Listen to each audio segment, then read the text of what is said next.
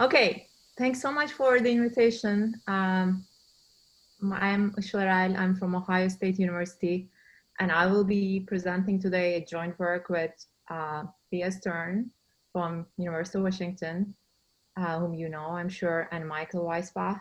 He's in the audience today as well. He's my colleague at Ohio State. I'm sure you know these two names. You might not know Chen Hao Tan, who is our computer scientist coder. He's an assistant professor at University of Colorado Boulder, and he has been making sure that we use machine learning in the best way possible. Before I begin, I really hope you and your loved ones are all safe and healthy. I know these are crazy times. And I also want to emphasize that I find presenting without seeing you rather weird. I just finished teaching 4 sections and I have experienced this quite well now, and I'm still trying to get used to this format. Okay, so I will begin by going back in time to 1776 and talk a little bit about Adam Smith. Adam Smith published The Wealth of Nations in 1776. And among many important topics, he also talked about corporate governance. So as he also addressed, selecting directors is a central concern of corporate governance. And in theory, we know that directors are there to represent shareholders and their best interests and to monitor the management. But also, we also know that, and Adam Smith talked about that in 1776, management can control boards and take actions that are not, and sometimes can take actions that are not in shareholders' best interests. And Berlin Means talk about the same agency problem in 1932 in their famous work as well. And they also point to the selection of the board of directors as the central concern. Did this agency problem disappear over time? Unfortunately, no. The problem still exists today. And we know that CEOs directly or indirectly through their influence through the nominating committees affect the selection of the board of directors. Aside from occasional proxy contests, shareholders have virtually no control over the choice of directors whose mandate is to represent actually these shareholders. So in this paper, we revisit this old problem, this about 250-year-old problem, by using a 21st century technology. So we revisit this problem and see whether we can use a 21st century technology that revolutionized many fields and see whether we can much more efficiently, effectively fill in these seats. In other words, in this work, we propose an alternative approach to selecting directors. It will be an algorithm-based approach, and it will be really based on machine learning. So we will develop algorithms, and our aim will be to compare the directors that algorithms would be selecting with the directors that are selected by the CEOs. And in this way, our hope would be to learn more about the selection process and see whether we can improve on it. And the goal of the algorithms would be to predict the director performance. And I'm emphasizing the word predict, and I will come back to that. Again, we will be using a 21st century technology to address this old, almost 250-year-old problem, which Adam Smith talked about in 1776. And this 21st century technology, machine learning, as you know, revolutionized many fields and led to innovations from facial recognition to driverless cars. And we will see whether this technology can help in selecting better directors as well. So why machine learning? Because we believe that hiring directors is a prediction problem. Because at the end, we are trying to predict whether they will do well or not. And we also know that our traditional econometrics, as also emphasized by Susan Aty and Emmons, is typically designed for estimating structural parameters and drawing causal inferences. But machine learning will be superior to these traditional econometric methods for prediction. And our goal is to predict the performance of the directors. So machine learning, in other words, and algorithms are designed to maximize out-of-sample predictive accuracy. And how do the algorithms do that? They identify the complex patterns and structure in the data by sifting through the data and combining variables in such nonlinear interactive ways that we cannot really think of as researchers.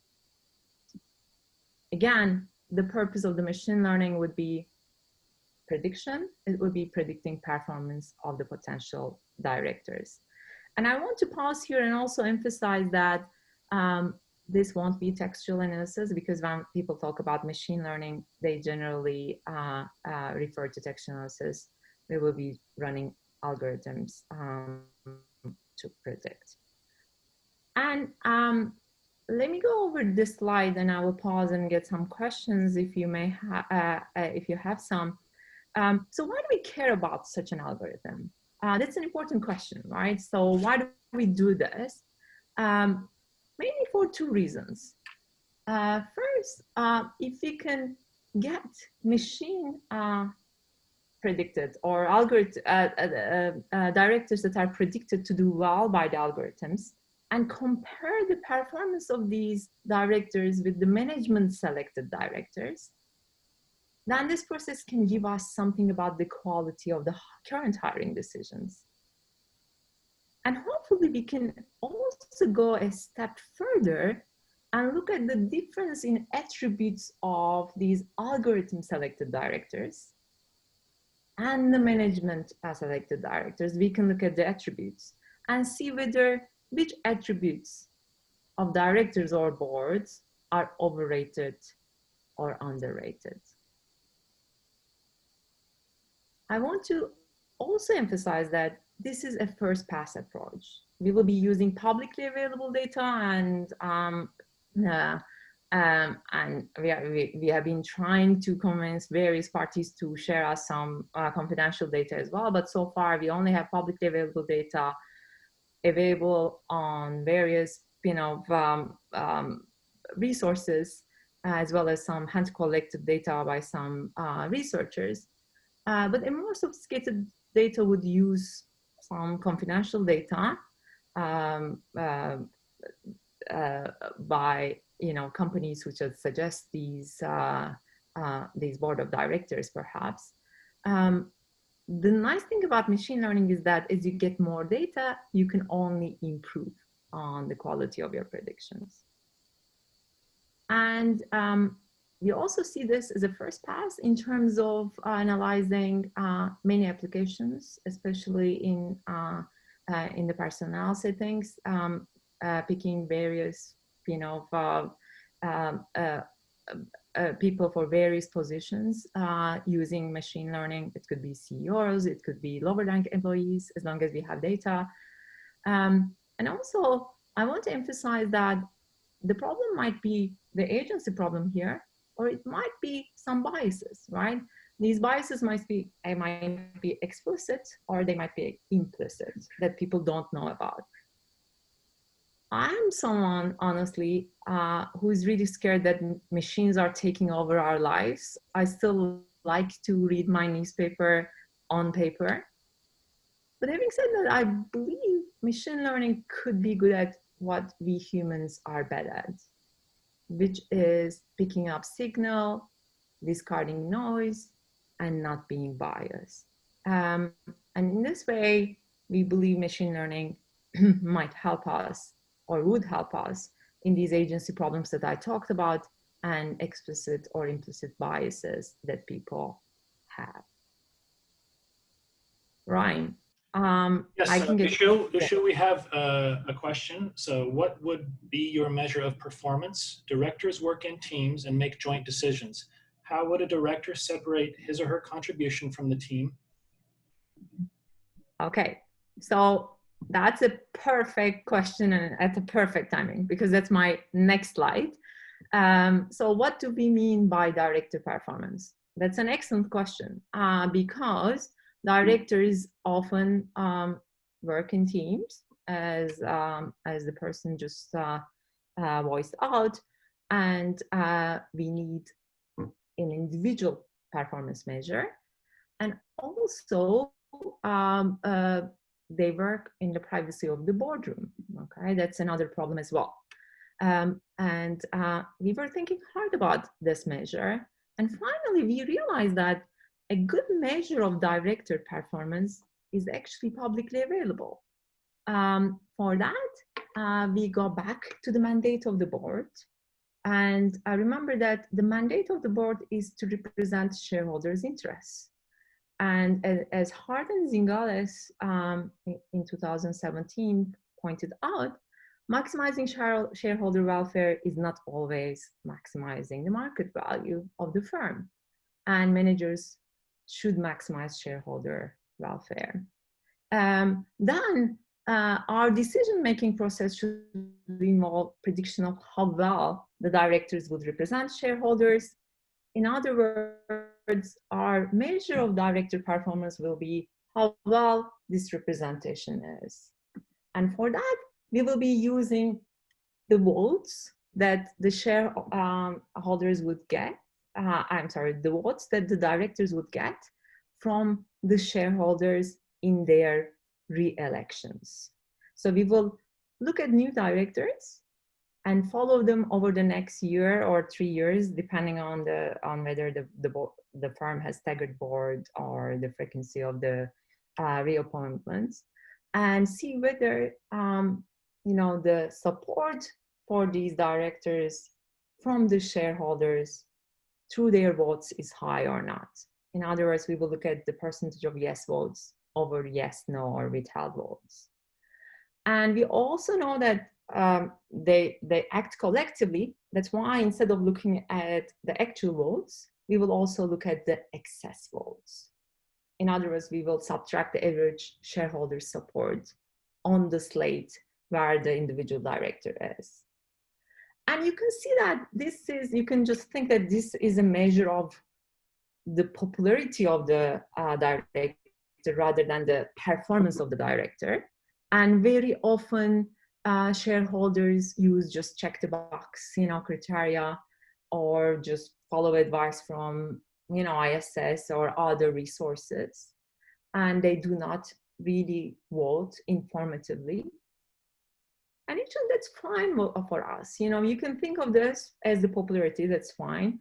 But we will also show evidence from prior literature that these votes actually reflect the quality of the borrowers. And I will come back to that when I talk about the prior literature.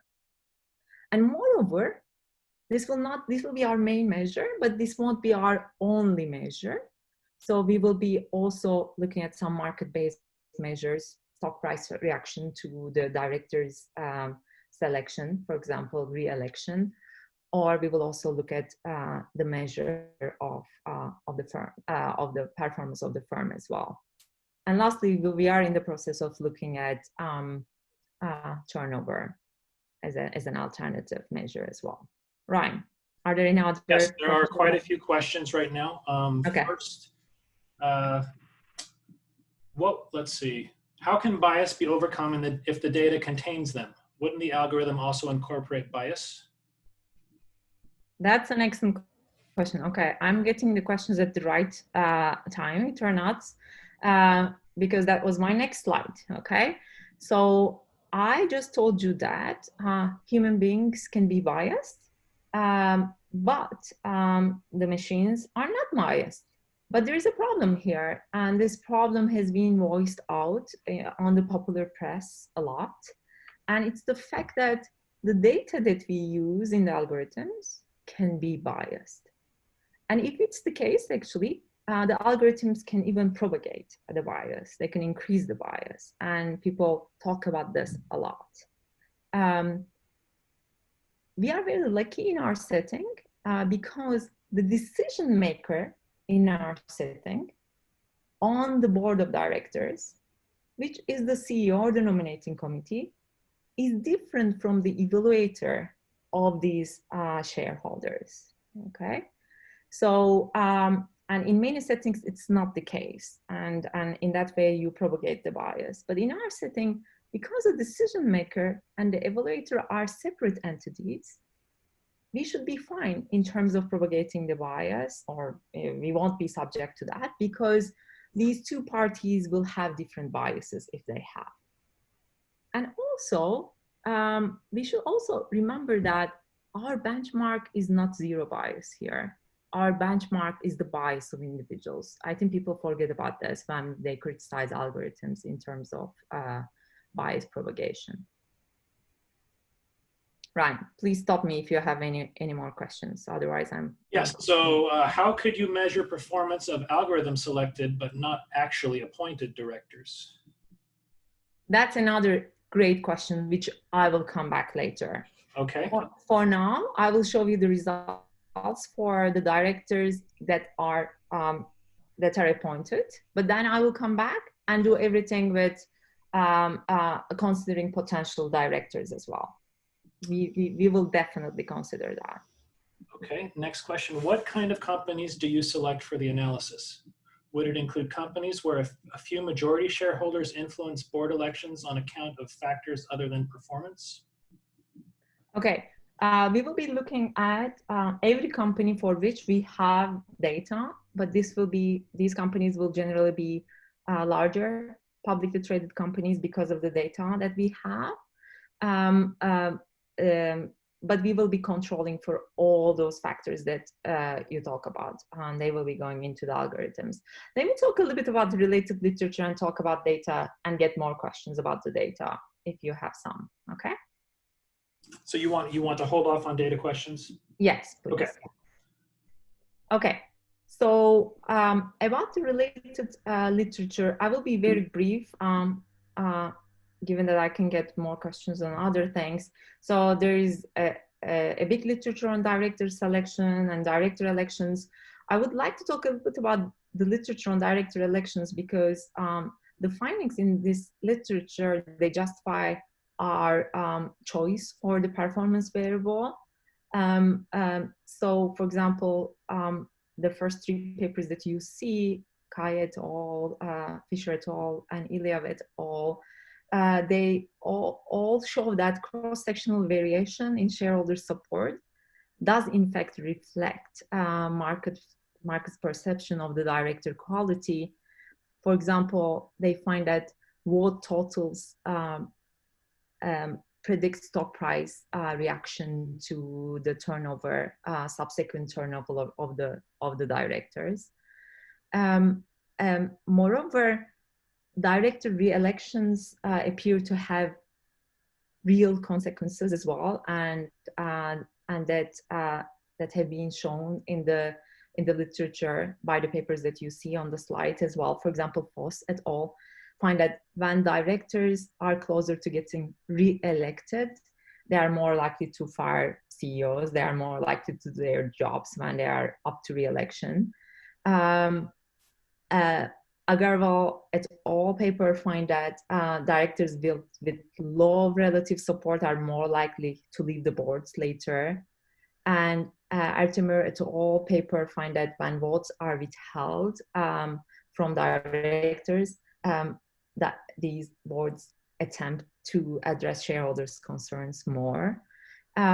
So all these papers show that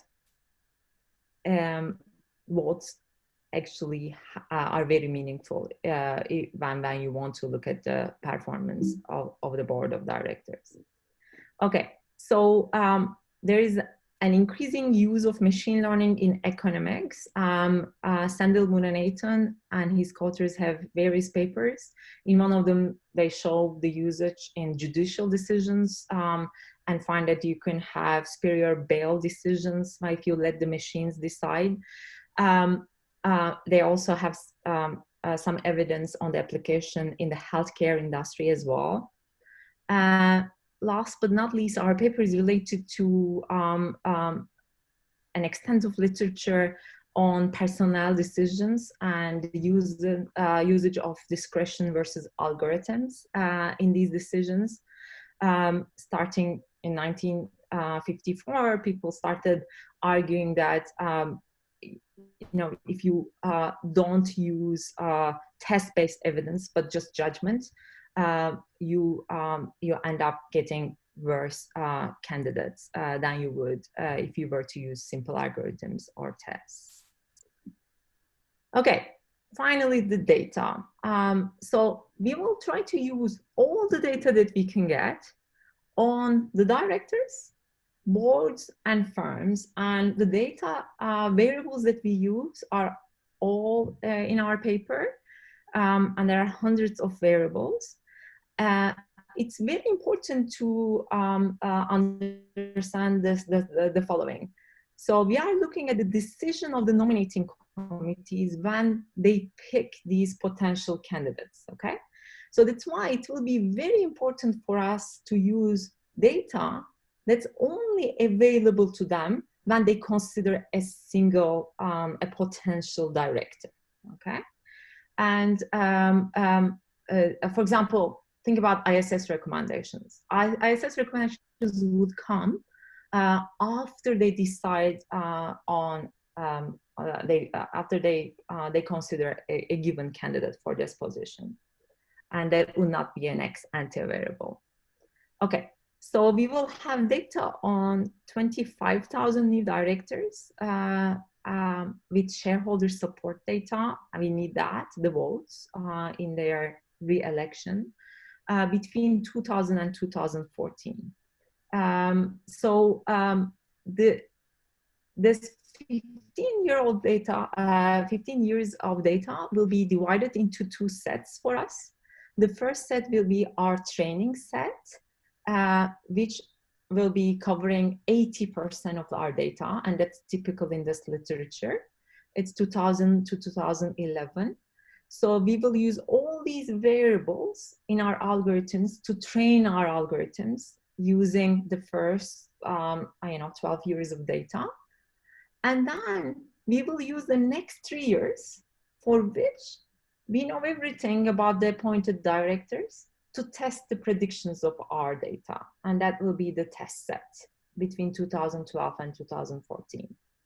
So the results that I will show you today will include those tests covering those 3 years.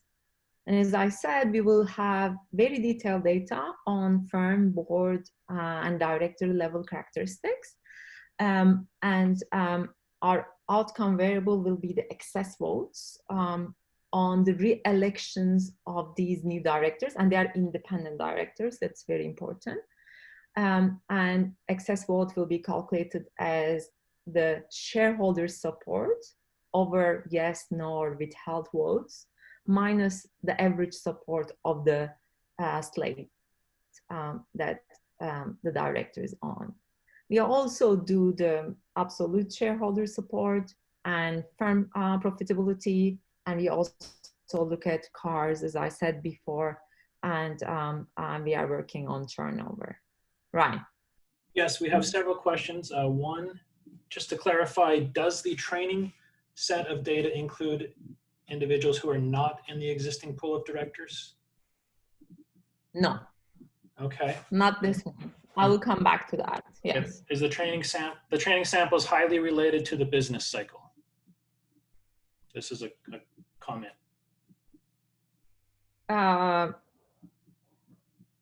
Yes. Okay. So we actually we are in the process of trying different time periods for training as well. I mean, it's typical to use the first 80% of the data for training, and then look ahead and do the predictions in the last few years. But we are in the process of trying different time periods as well, if that's the concern. Okay. Are directors' individual votes on decisions publicly available?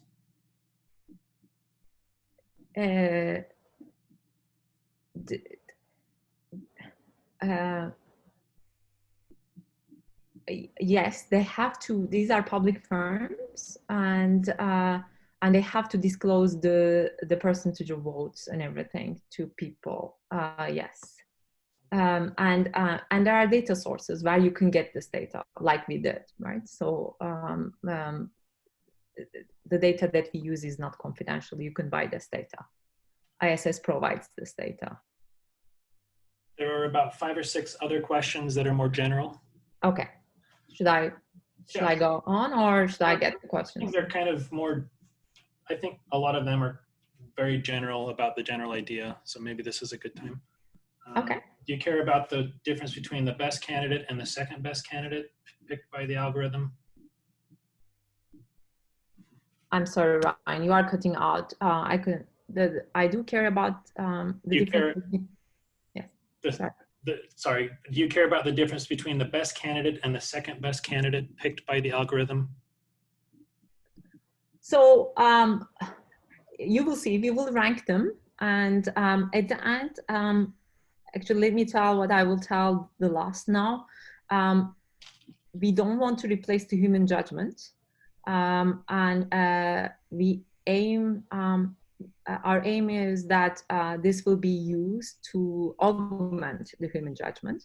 And we talk with many members of these nominating committees, and they say they generally are given 30, 40, 50 names, and it's impossible to interview all of them. And if we can reduce this number to top 5, and then they interview them, and then also use their judgment, we believe this would be the ideal situation. Okay. It seems the algorithm can address optimal selection conditional on board composition. Can you relax this assumption and select board members conditional on other board members selected? So, of course, the board and the characteristics of the board that they serve on will be in the algorithms and will be used for the prediction. So it will be all there. But we can run the algorithms without that, and you will see, I will run the algorithms using the potential, like other directors as well. I will come back to that command. Fossley and Tsutsura 2017 report that only 0.36% of director turnover happens due to insufficient votes, while overwhelming majority of director turnover happens at nomination stage. So are votes in director elections relevant? So if they are not relevant, then I wouldn't, I think, find my results. And as I said, I will also show that my results will be very correlated with firm profitability as well. And we know that institutional investors do care about what shareholders think. And that's why I feel, we feel actually these results are very, very relevant. Okay. What about CEO characteristics? Shouldn't that also affect outcome variables such as profitability and CARs? Definitely. All the CEO characteristics, all the firm characteristics, everything, hundreds of variables are in these algorithms and predictions. They're all important, definitely. Okay. And that's another advantage of it. So I don't know actually how all these important characteristics affect the selection process. And as a researcher, I don't want to impose the structure, right? So I don't know, for example, how being a female interacts with certain industries, or certain characteristics of the CEOs interact with certain characteristics of the firms. And I don't want to impose the structure. Actually, algorithms do that for us. So they look at various nonlinear combinations of this data and get the best prediction. This speaks to the advantage of it. Okay, there are 2 more questions maybe we can ask and then hold off the other. for a little bit. So one of them is in machine learning, should we need a validation set to choose hyperparameters? Um,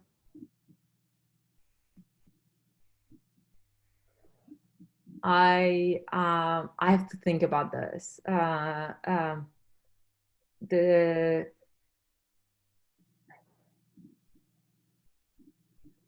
I don't know. I have to ask about this to my co-author. Okay. Another question about the training versus the test set. How about randomly assigning the 80% based not on year, but just randomly assigning? We can do that as well. We were a little bit worried that we can use data that's coming later to create predictions about, data that comes earlier, But as I said, we are in the process of now in this revision, we are using different training sets as well, just to see whether we get this similar results. So let's hold the other questions until you get a little bit more into the algorithm. Sure. Okay. So shareholder support is our outcome variable. And as many of you would know, there's not much variation in shareholder support. And you might even think that it's obvious that we will get something out of this because the mean is 95%, median is 98%. But there is some deviation, some variation. And as I said, there are various papers that show that this variation is very, very meaningful. That's what we will use. And this is the excess shareholder support. This is just subtracting the average of the slate. And as you see, most of the excess shareholder support is there, it's zero, but there is some variation, which says something about the quality of the director. So even if the vote doesn't change whether the director stays or not, the vote has lots of information about what the shareholders are thinking about the specific director, and that's what we use in our setting. Okay, so here is a statistics table that's just like showing the average fraction of bad outcomes. In other words, excess votes in the lowest decile for us, and we give this bad outcome for various director and board level variables. And this is just a statistics table showing you that, for example, on average, 10.6% of males are in this bad outcome, while it's only 7.9% for females. Or if you are a busy director, which means you serve on multiple boards, then you are much more likely to be in that bottom decile. Okay. So as you see, I mean, I have many more variables. I just picked a few just to show you, just to motivate my study, because the problem is that there are so many variables that are important in this decision. Okay. And it would be very hard to know how to interact these variables. Again, being female in which sector, and being female interacted with, serving on what types of boards. How will I put that structure in the data? As a researcher, it would be very hard for me to decide, and I would be just missing many important interactions. So I would let the algorithms decide on these interactions. Okay, so here are the algorithms that we will be using, and they are XGBoost, Ridge, Lasso, and Neural Network. And these are the algorithms that are shown to be very powerful, successful in the computer science literature. They are award-winning ones. XGBoost algorithm would be the most powerful one. Actually, this is what we see as well. And XGBoost is just running a gradient boost tree algorithm, which is like a random forest. And you can think of random forest as a combination of multiple trees.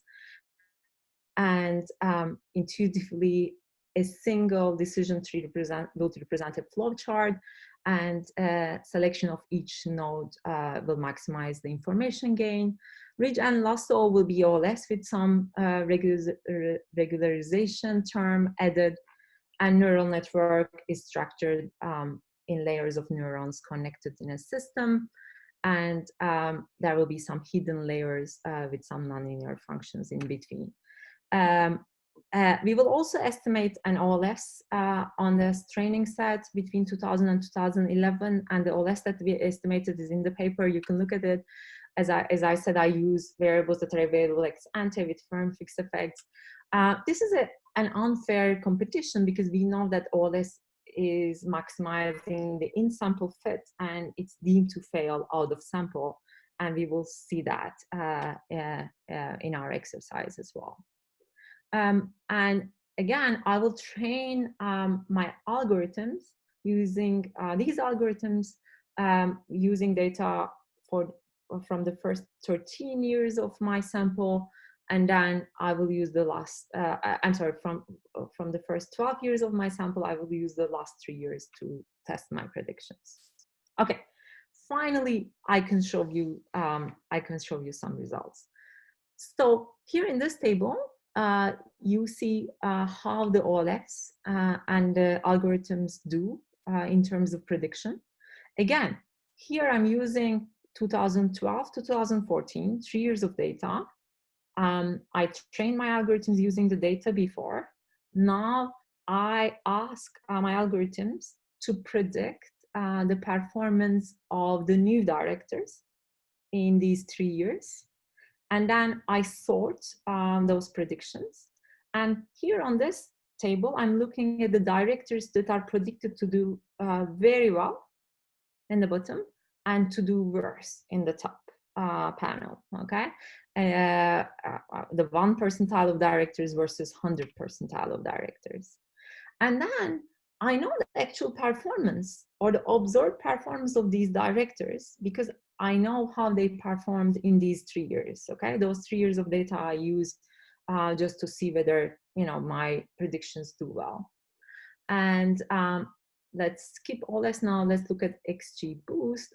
You see that the directors in the bottom 1 percentile of the predicted performance end up having minus 3.1% observed performance on average, while the directors in the top 1% end up having an excess vote of 1.1% on average.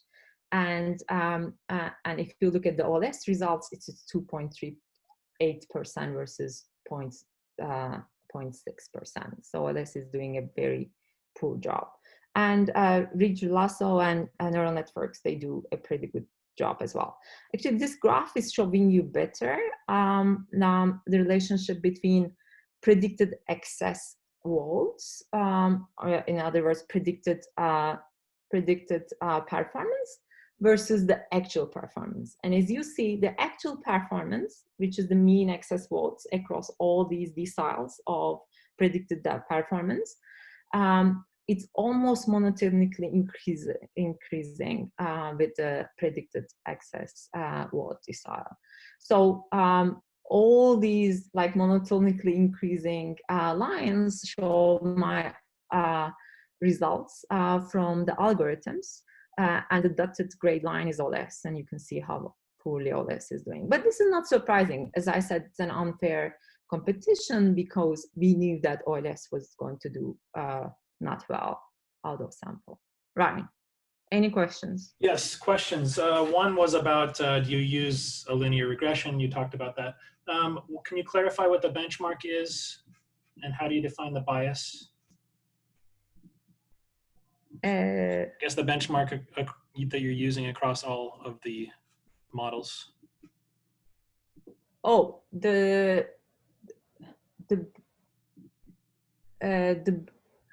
benchmark meaning I'm guessing just the outcome. I mean of course we are arguing that, you know, there's bias in human decisions, and when we use the algorithms, the benchmark is the human bias, right? So which we do not, which we eliminate, hopefully, or do not have as much in the algorithms. Okay, a question about OLS. Do you just include all variables, or do you perform a selection based on how each variable performs? So you just OLS model is in the paper. You can look at the regression with the firm fixed effects. We did try various specifications. And as I said, whatever variable is ex ante available to the nominating committee, we include in the OLS regression. And that's what we get. Okay, a question about the 95% support. You use, of course, excess support. Is that enough variation? Is there enough This variation? is what I get, Okay. right? Okay. So, yeah. Are the outcome variables immediately observable? In other words, if your outcome variable, for example, firm profitability takes time to be observable, your algorithm may not be ex ante available at the beginning of 2012 and thereby leading to unfair comparison. So, of course, we will be using any available information when we run, for these algorithms. But it's the same case for the nominating committees, right? They face a candidate. Whatever they see, I would like to see and include in my algorithms, right? I'm just trying to be an aid in their decisions. Okay. Have you thought about how the performance of these models might fare relative to directors selected by third-party search companies? Okay, that's a very good question. So one of those very famous search companies actually contacted us after they saw our paper.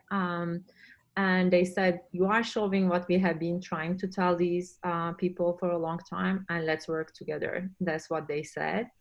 But unfortunately, that was our bad luck. The partner who told us this had to leave the company for another job offer soon after that. So we are just trying to reconnect with the other partners now. So, so they were very convinced and happy about our results. Okay, is machine learning taking care of just CEO biases, or is it also using information that the CEO ignores or does not have? If the latter, how do shareholders get access to this information to determine director performance and vote accordingly? I mean, that's a very good question. The nice thing about algorithms is that as you have, I mean, this is what we could do with the information that we have. If we have more information, we can only improve. That's another difference, right? So we can never go back in terms of our predictive power. This is how much we can predict with the information that we can get. So there is no, I mean, bad information in that sense, right? Like, so you can predict the success so much with the publicly available information that anybody can get access to. If I can get access to this information, they can do the same. Especially for nominating committees, they will have even more information, and then with that you can even improve the performance. Okay, there are two more questions. One of them says, what are the economic meanings of these 4 machine learning methods? So that's a very good question. So at the end, I will try to be diagnostic a little bit at the end and see which characteristics are overrated or underrated. But it's a drawback of this approach that, I cannot really tell you, what exactly ended up predicting, what I'm showing you on the slide. Some interaction of all these variables that I used, and you can see the variables, as I said, in the paper. But people are working on giving meanings to the loadings in machine learning algorithms as well. There are some papers already out there, but it's not developed enough yet for us to use. So hopefully soon we will give more meaning to the loadings of various variables as well. And finally, yeah, okay, go ahead. In real life, firms cannot just pick directors. There's a search/bargaining dimension. Even if the firm makes the correct prediction of who the best director would be, the director may not be willing to serve on the board of the company. Does this matter for your evaluation of machine learning versus human director selection? I mean, that's an excellent question. Again, I'm repeating my previous comment. I'm not saying that we should replace the human judgment. There might be things that we cannot see, but we can definitely augment their decision process and improve their decision process. Again, you know, if we can reduce the potential number of candidates from 50 to 5 and introduce new candidates that they can interview later and decide on, I think that would be a huge help, and that can bring new sets of the potential directors as well on the table. And I will talk about that when I talk about my results. Let me just proceed and tell you what I find. And then we can come back to these questions. Okay, so far I showed you that when I use my machine learning algorithms, I can do a pretty good job of predicting popularity with the shareholders, or firm performance. Firm performance I haven't showed you yet, but the quality of the directors, I should say. Next, I would like to go a step further and see whether I can say something about, you know, potential directors as well. Because I don't want my algorithms or our approach to stop here. I wanted to kind of help firms whenever they face a new candidate. But there are two big issues here, and they have been discussed in the prior literature. The first one is what they call selective labels problem, and there was a question about this. We only observe outcomes for hired directors. So far, I showed you results for the directors that are actually hired by these firms. And also, there could be some unobservables, right? So it could be the case that these nominating committees or CEOs are using some variables, characteristics that I cannot really observe in their decisions. And those characteristics might be important, personality of the person or connections to the government, you know, some variables that I cannot really observe. Our empirical strategy to address these concerns would involve designing a set of potential directors. So can the algorithm improve on-board decisions in considering potential directors as well? For that, for each new director in my sample, in my focal boards, we will construct a realistic potential candidate pool. How can we do that?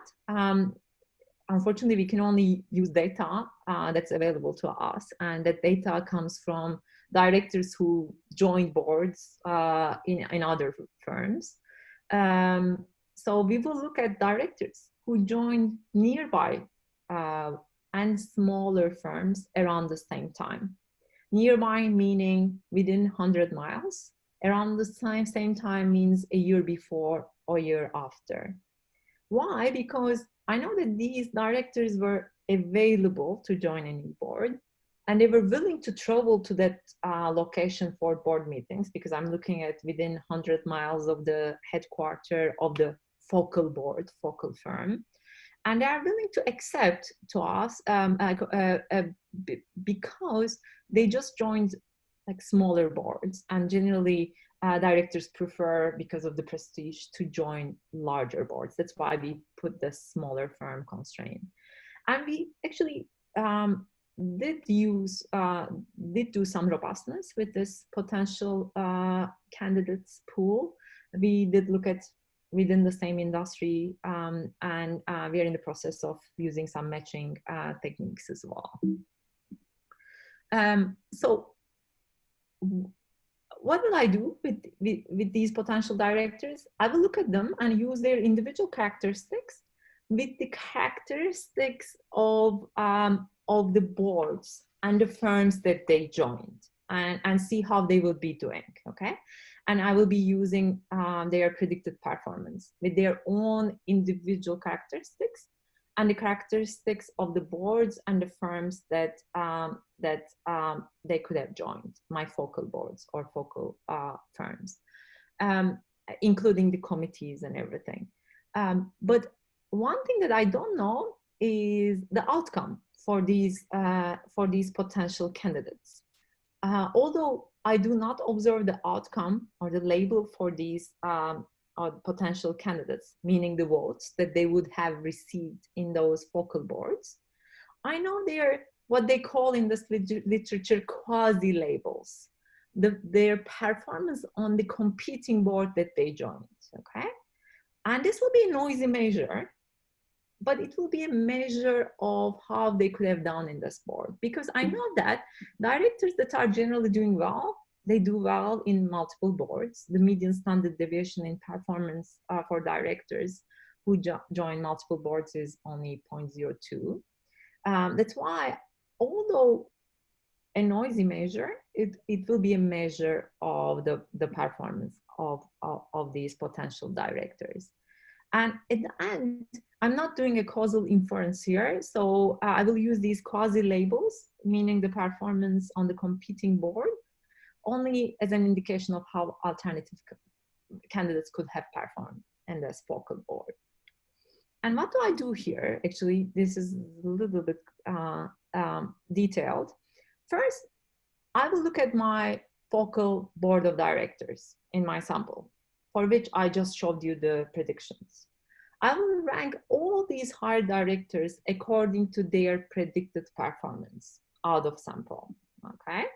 So these are all hired ones. And then I will concentrate on this bottom 10 percentile, okay, bottom decile. These are the directors that are predicted to do worse, okay? These are predictably bad directors. And next, I will try to see, these are predicted unpopular bad directors. Then I will zoom into their potential directors, the ones that they could have hired, the ones that joined nearby boards around the same time, but in smaller boards. And I will look at these candidates with their characteristics and the characteristics of the focal firm and the board, and see the predictions for these potential directors, okay? And I will concentrate in this exercise only the top ones. So because I'm just trying to see the better candidates, but it doesn't matter. I can concentrate everything here across the spectrum, and I will get the same results, and I'll show you results for that as well. And then I will rank these candidates according to their quasi labels. So the candidates that I thought could be good alternatives, how did they do in the boards that they joined actually? So maybe there was a good reason for this hire. Maybe focal board did not hire them because they saw something that I cannot see, looking at the available data. So let's see actually how my candidates that ended up getting into my data will rank among the potential that I could have chosen in terms of the performance. And if there were to be a reason for the endogenous matching to the boards that they joined, then my results would fall out. I would not. My directors would rank very highly compared with the potential candidates. And you see how they rank on the slide, actually. You see that the directors in decile 1 of predicted performance here on the slide, and their median rank among the potential candidates. So their median rank is only 27th percentile. So what does it mean? This means that among the potential candidates that they could have considered, 73% would do better than the ones that they actually hired, okay? 73% would do much better than the ones that they actually hired. But the ranking is not like 0%, it's at this 27th percentile. So there is some reason for them to hire, whom they hired, but they could have done much better. if they were to hire that, the ones that they left in the 73 percentile after. Okay, so what about the ones that I predicted to do well among the potential candidates? How do they rank? So now with the blue bar, I'm showing you the directors in decile 10 of predicted performance and their median rank among the potential candidates. And their median rank is 78 percentile, okay? So this shows that, this symmetry shows that, there might be some endogenous matching going on, but that cannot explain everything, right? So the ones that I predict to do well end up ranking very well. The ones I predict to do worse end up ranking very low among the potential candidates. And on this slide, I'm showing you the results for the OLS. If I were to run the same thing for the OLS, I don't get any symmetry like I would get with the XG boost. And lastly, here on this slide, I'm showing you the results for every decile of predicted performance and among the potential candidates that I could have considered. So our results are similar across all deciles of performance and when compared to all potential candidates, as you see across the board. And this is not concentrating on the very top 10 percentile or bottom 10 percentile or anything. This is comparing with all the potential directors. And you see the mean and the median here. One last slide about this, and then I will get more questions. So we know that I end up using these quasi-labels for performance for the potential ones. This is the performance in the board that they actually use, and it's not the perfect measure, and it is a noisy benchmark. But again, like my purpose here is not like trying to kind of do some causal inference or anything like that. I'm just trying to see whether whether within the potential candidates my predictions do well, and I need the benchmark, and this can be a noisy benchmark, not an ideal benchmark, but it's a pretty good benchmark still. And again, for endogenous reasons, if my quasi-labels are inflated, then I would not be able to see that symmetry that I saw. The ones that I ended up like predicting to do well end up being ranked highly versus the ones that I predicted to do worse end up being ranked low among the potential candidates. And we can use different designs to construct the benchmark pool of candidates and improve on that and learn more about how they rank as well. Okay. Questions? So 3 questions. Do you worry that the director characteristics valuable for smaller firms could be very different from those which are important for larger firms? It can be. I mean, of course, this is just using data on very large firms, and if I could include small firms and run these, that would be ideal. But unfortunately, I don't have data. And our hope is that more and more firms will use this, and then we will have more data to use on small firms as well. It's a good question. I don't know how it would differ, but it can differ. Machine learning predictions are really strong in predicting the lowest performance group. Did you try to use OLS to predict extreme outcomes rather than mean outcomes? I did not. It's a good question, and we will definitely try that. Yes. Shareholders select directors jointly, so strategic dynamic consideration should play some role. What if the shareholders anticipate that a desired director may become available in 6 months, making one potential director available today more valuable because of complementary skills? Since the algorithm is myopic and considers only one appointment at a time, do you think your results suggest that shareholders are similarly myopic? Um, I don't know, actually. That's a fair comment as well. So, as I said,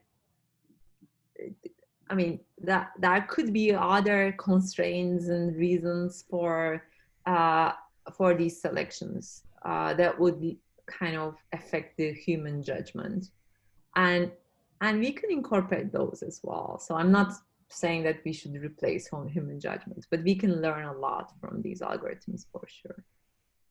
Okay, that's all the questions. Perhaps we should hold off any more questions until the end. I think you've got Yes. a little more than 10 minutes. Yes, I have a few slides to cover. Okay. First, does the model predict popularity or performance? I did talk about this before. According to Hart and Zingales, they are the same thing, but some of you might believe they're not the same thing, and shareholders might be just following the ISS advice, or they have just sort of check the box criteria and not consider the performance of the firm. So for that, we also train the model on profitability and see how we do. Okay, and as I said, we are in the process of looking at some other outcome variables as well. And here on the slide, you see various results shown to you for different criteria for training and for measuring the outcome as well. So if you look at the very left, you will see that I trained the algorithms here based on profitability first, and then excess votes, and then the total votes. And this is just using the training sample, the first 12 years of the data. And then I look at outcome variables like the actual performance based on profitability, excess votes, or total votes. And given the time limitations, I won't go over the numbers, but you see that the results are very much similar, whether I use profitability or excess votes in terms of the prediction power. And actually, the next slide, this slide is showing it perhaps better. This is profitability and excess votes. So here the algorithm is trained based on excess votes, and you see the deciles of predicted performance from the first decile to the 10th decile on the x-axis, and then you see the observed mean excess votes with the little squares here, and also the observed mean profitability with the little triangles here. And as you see, they're almost like moving perfectly together. And again, even if we consider the profitability, we see almost like monotonically increasing line across the predicted deciles of performance. And if you want to some numbers, in the bottom decile, the profitability is about 0.6%, and in the top decile of predicted performance, the profitability is about 11.2%. Okay. Last but not least, we also look at cumulative abnormal returns for directors, reappointments, re-elections, for the directors that are predictably bad directors in the bottom decile versus directors that are predictably good directors in the top decile. And you see that CARs are significantly different between these two samples.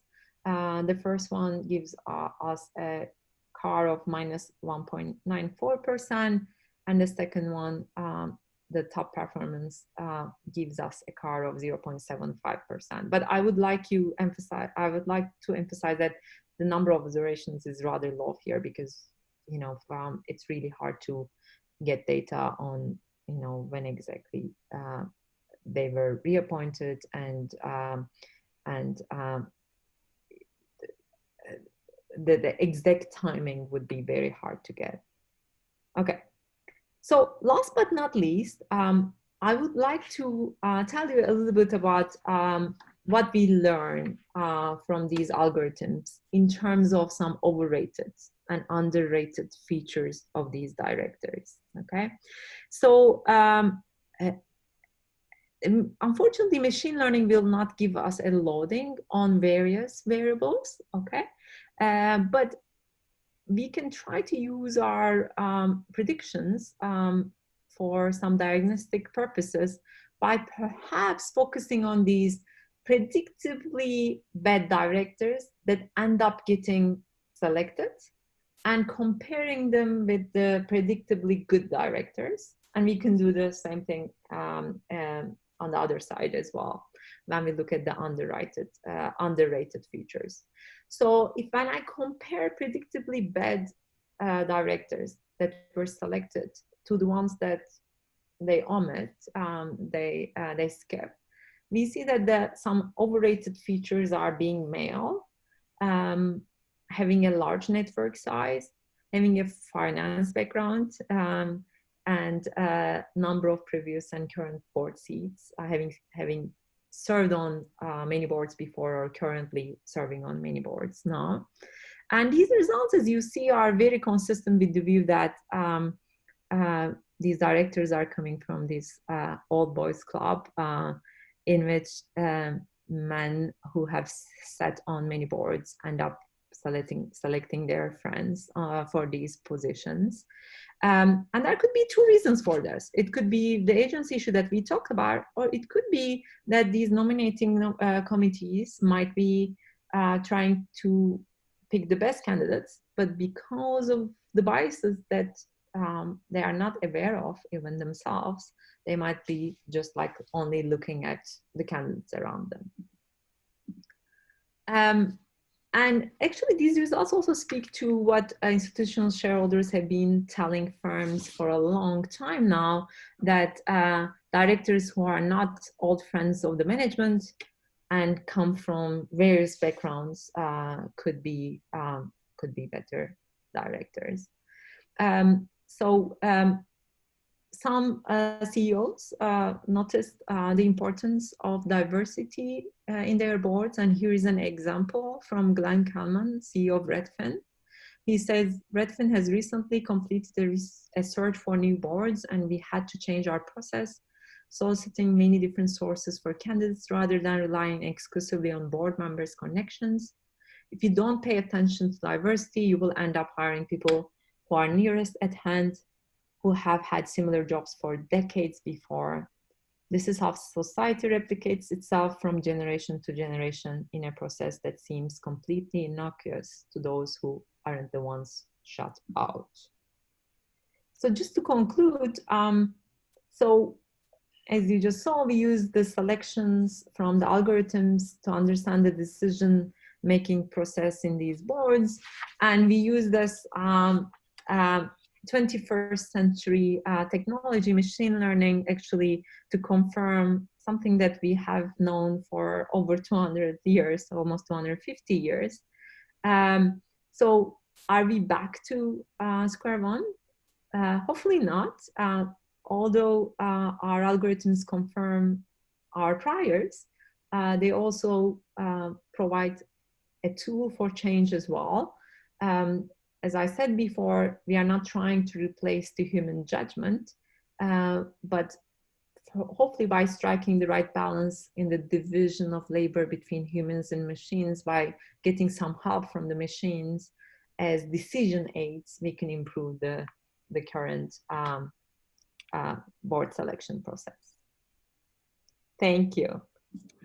Okay, thank you. There is one question, if you'd like to take it. Excess voting by nature is cross-sectional in the slate. A director may be penalized or rewarded not only because of his or her own performance, but because of a new bad director, which may affect the mean. Is it possible to separate effective other directors on the same slate, say by using persistence of votes earned by a given director?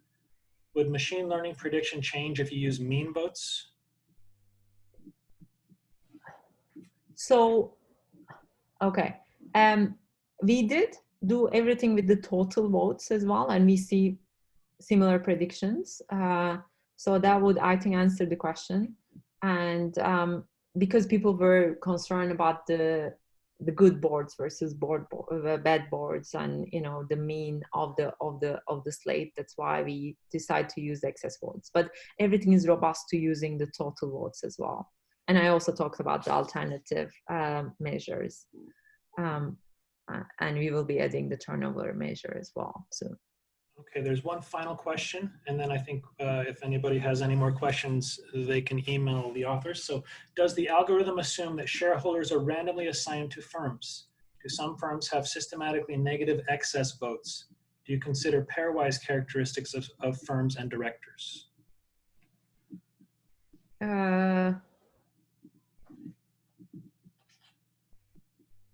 I mean, that would be possible. So all these firm characteristics and board characteristics are in the algorithms, and they would affect our predictions.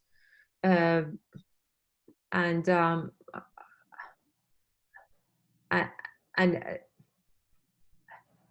that should be fine for us, right? Like, all these are various characteristics that would help us in our predictions of good versus bad directors. So it's like controlling all these in regressions. We include all these variables of firm characteristics in the algorithms as well. So that should be totally fine for us. Okay, great. So I'd like to thank Ushul and, of course, her co-authors for a great paper. And to all of those of you who joined in and those of you who asked questions, thank you. So next week, please be sure to join us to see Tony Cookson talk about echo chambers.